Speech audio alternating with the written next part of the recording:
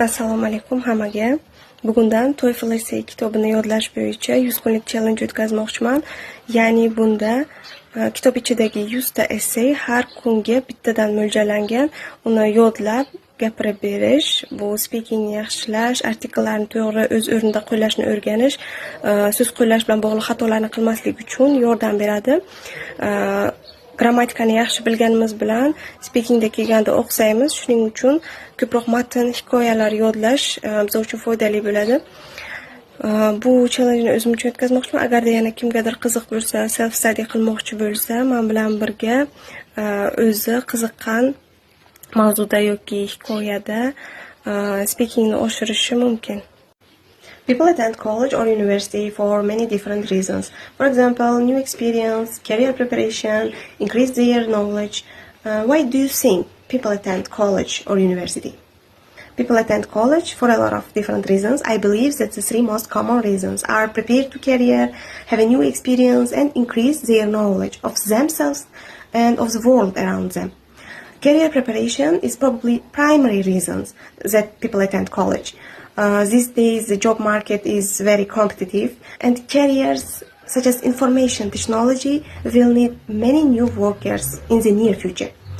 At college, students can learn new skills for these careers and increase their opportunities for the future. Students also go to college, have a new experience. For many, it's the first time away from home, and this time they meet new people from many different places. They can see what life is like in a different city.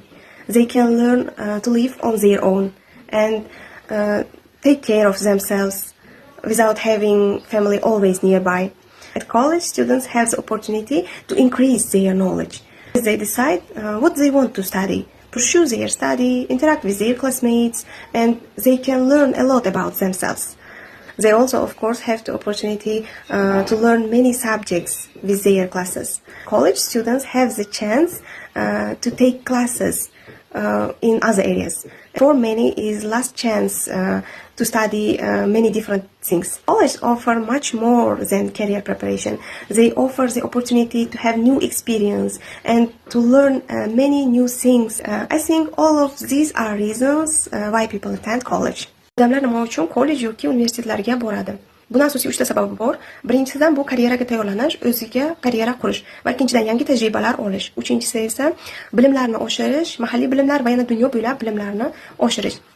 Bunda asosiysi karyeraga tayyorlanish, ya'ni hozirgi kunda ish bozori juda ham raqobatbardosh va shuning uchun karyerada ayniqsa informatsion texnologiyalarda yaqin kelajakda juda ham ko'plab yangi ishchilar kerak bo'ladi. Kollejda yoki universitetda talabalar o'zlarini karyerasi uchun, o'zini yo'nalishi uchun kerak bo'lgan ko'plab mahoratlarni va bilimlarni oladi va o'zi uchun, o'zining kelajagi uchun ko'plab imkoniyat eshiklarini ochadi.